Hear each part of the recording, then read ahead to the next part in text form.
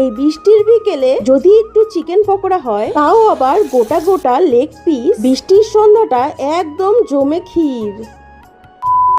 সবার প্রথমে আদা, কাঁচা লঙ্কা, রসুন মিক্সিতে ভালো করে পেস্ট করে নেব। যেহেতু গোটা গোটা লেগ পিসের গায়ে চাকু দিয়ে চিড়ে নেব। গন্ধরাজ লেবুর রস, স্বাদ মতো লবণ, গোলমরিচের গুঁড়া, মিক্সিতে পেস্ট করে রাখা মশলা দিয়ে ভালো করে ম্যারিনেট করে আধা ঘন্টা রেখে দেবো। অল্প একটু হলুদ গুঁড়ো, লঙ্কা গুঁড়ো, অল্প একটু কেওড়া জল দিয়ে ভালো করে মেখে নেওয়ার পর দুটো ডিম দিয়ে ভালো করে মেখে নেব। আর এখানে আমি একটু মজা করছিলাম, তুমি ভেবেছিলাম 3টা লেগ পিসই ভাজবো। তারপর আর কি, বৃষ্টি দেখে ভাবলাম সমস্ত চিকেনই একসাথে পকোড়া ভাজবো। তারপর বেসন আর সুজি দিয়ে ভালো করে মেখে গরম তেলের মধ্যে ছেড়ে দিলাম। ঘরে যদি চালের গুঁড়ো না থাকে বা কর্নফ্লাওয়ার না থাকে, তাহলে অল্প একটু সুজি দিলে কিন্তু বেশ মচমচা হয়ে যায়। তারপর মিডিয়াম আঁচে ভালো করে লাল লাল করে কিন্তু এপিট ওপিট করে ভেজে নিলাম। আর এখানে ধনেপাতার চাটনি আমি রেডি করে নিয়েছি, আর সাথে ছিল টমেটো সস, কাসন্দ আর পেঁয়াজ কুচি। এই বৃষ্টির বিকেলে জমে কিন্তু একদম ক্ষীর।